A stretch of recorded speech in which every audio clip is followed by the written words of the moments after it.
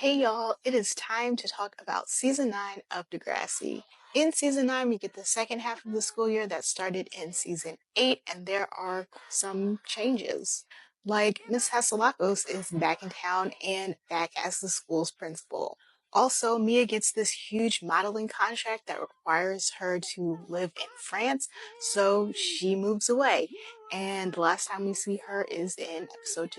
Marco returns as a student teacher, and Emma also returns, and we learn that she is failing school and wants to take a gap year. And there's also even more new kids, which I will get into in the next video, so stay tuned for that. Hey y'all, now it is time to talk about all the new kids in season 9 of Degrassi. First up, we have the Coins, Declan, and Fiona. I believe it is their dad who is a diplomat, and they are spending time in the city and giving public school a try. Declan is more of the involved twin in the duo, and Fiona is kind of more of a loner. Next up, we have Wesley, who isn't really in it a whole lot, but we do see some of him in the season. Then we have Jenna, who gives off the girl next door vibes, but she has a huge crush on Casey, and she is in no way subtle about it at all. In fact, she swoops in and basically steals Casey from Claire. And lastly, we have Dave, who is Shantae's cousin. If you're unsure who Shantae is, she doesn't have much of a storyline or any storyline at all in the previous season she was in until this season, mostly because of Dave, her cousin. Hey guys, it's time to talk about Holly J in season 9 of Degrassi. In this season, we see Holly J start a friendship with Jane, which does seem a little unexpected. But when you think about the amount of time that Jane spends at the dot where Spinner and Holly J work, it kind of does make sense that they would form some sort of bond. Also in this season, Holly J starts dating Declan, and to be quite honest, I don't think that he was much of a good influence on her. I mean, yes, Holly J is very type A and very focused on her studies and should be having some fun in the midst of all that. But Declan almost jeopardized her getting into this really profound mentorship program, and that is not cool. And because of that, both of their moms decided for them that they shouldn't date anymore, but they basically was just like, screw it, 5 seconds later, and continued to date for the rest of the school year. Now, at the end of the school year, Declan's mom tells him that they are moving back to New York, and in order for him to squeeze even more time with Holly J, he basically applies her to this internship that she gets in New York. So at least they'll be together for the summer, but doing long distance after that. Okay, guys, now let's talk about Sav and Anya in season 9 of Degrassi. Now, this season we learn that, with them being so on again, off again, that the last time they were off, Sav never told his parents that they got back together. And of course, this upsets Anya, but it doesn't last very long because whenever Sav comes crawling back, she takes him back. Now, it does become an issue when it's time for the spring formal because it just so happens that the woman that Sav is possibly going to be arranged to marry is coming into town, and his mom was like, oh, take her to the spring formal. And so he has to figure out a way to be a gracious host to her while tending to his actual girlfriend, Anya. Things start off well, I guess, with the whole spring formal situation, but that takes a halt when Farah and Anya have a conversation in the bathroom, which leads Anya to having sex with Sav in the limo and lying about being on birth control. And of course, this leads them to break up once again. And Sav is like, I can't trust you. So it looks like they're not getting back together. But he almost comes crawling back until Anya admits that she was basically playing games with him, trying to get him to take her back. And, to be quite honest, I think that them breaking up is the best thing that both of them could have done. Let's talk about Jane in season 9 of Degrassi. So things do start coming together for Jane this season. She is made the new lead singer of the Stews, which name is changed to Janie and the Studs. And her relationship with Spinner looks like it's going strong. And then Spinner asks her to move in and is giving off these like smothering vibes because she's like, I'm always around him. But like, she's also a senior in high school. Why would she move in with her boyfriend when she could potentially be going off to school next year? And then Declan takes an interest in her, and she takes an interest in him. They start working together on the school musical and kiss. And she says she's going to break up with Spinner, but she doesn't. Instead, she starts seeing Declan on the side. And it lasts for about a couple weeks until Holly J catches them and threatens to tell Spinner if Jane doesn't break the whole thing off. And Jane does break everything off with Declan, and everything is seemingly fine with her relationship with Spinner until the finale, which again I will get to later. Okay, let's talk about Riley in season 9 of Degrassi. So, in the beginning of this season, Riley starts dating Fiona, and it's really more of an agreement that the two of them have because Fiona doesn't want to be bothered by any of the other dudes at the school.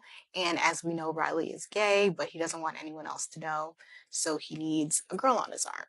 But things take a turn when he tries to hook up with Fiona and she rejects him because she knows that he is not into girls. And this unfortunately sends Riley down a really bad path.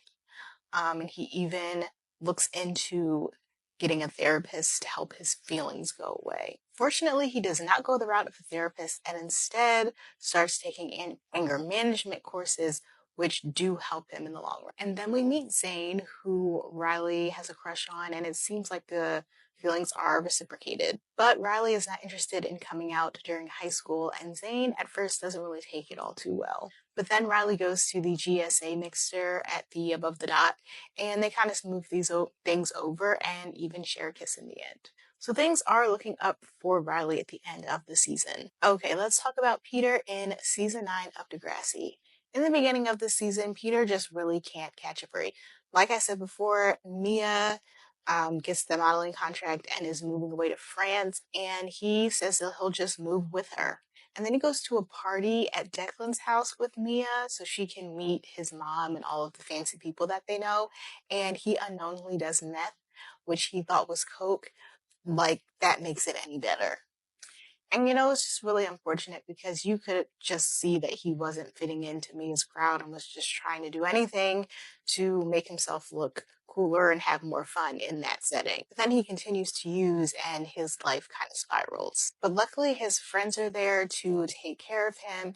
And luckily he had the sense enough to call his mom to move home because he was obviously not doing well. And with his mom back, his life starts getting back on track, but he still isn't in good graces with his friends. But he tries, and they let him in little by little. And then he discovers that there's space above the dot and starts this partnership with Spinner, and they recreate it into this teen nightclub type thing. And it does pretty well, and even the owner of the dot is totally okay with it, and Spinner vouches for Peter.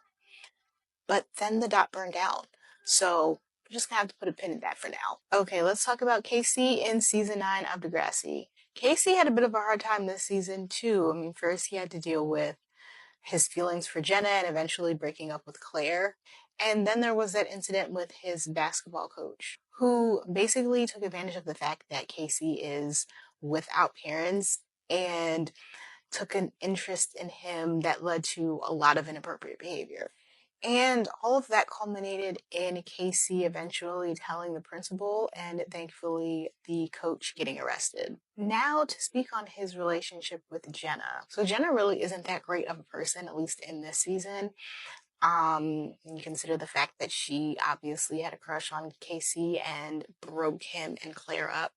But she also convinces him into manipulating Claire into cheating on their final. And yes, Claire did eventually agree to do it. And yes, Casey did admit and take a 0. But he's kind of like in this fork in the road where it's like, do you want to be a good person and be a good friend to the friends that you had before Jenna came around? Or do you want to just spend all of your time with her and get led down wrong paths, like with the cheating? And at the end of the season, we see Claire tell him that he doesn't know what he wants. And so now he's forced to think about this and decide what kind of person he wants to be. Now let's talk about Allie in season 9 of Degrassi. So in this season, Allie is still dating Johnny, but now he is fine with everyone knowing that they're dating, but he's just not into any of the PDA couple type things that the normal high school couples do.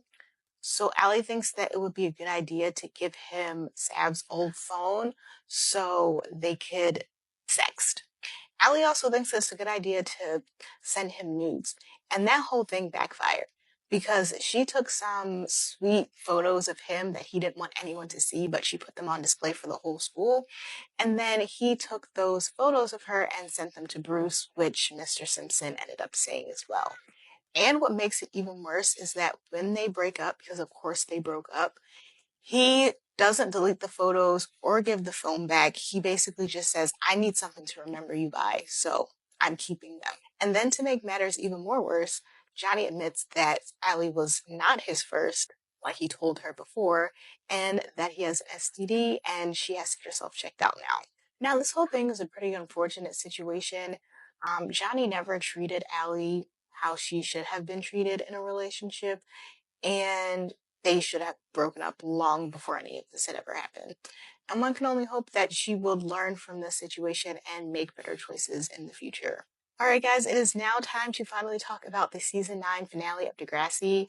Degrassi Takes Manhattan. So many wild things, unbelievably wild things happen in this finale. So let's just react to them together. First, Danny, Johnny, Jane, and Peter all graduate. And it looks like the summer is going to go well with Jane specifically, but that's until Spinner finds out that she cheated on him with Declan and breaks everything off with her. So she goes with Holly J, Declan, and Fiona to New York after Holly J offers to get away from him and all of the drama, and he is back at home depressed, and Jay, Manny, and Emma try to make him feel better. And that leads Spinner to going to Niagara Falls with all of them and going to this casino and ending up marrying Emma. And to this day, it doesn't matter how many times I've rewatched this show, them getting married doesn't make an ounce of sense to me. There was never a moment in my memory that they showed an ounce of interest to each other.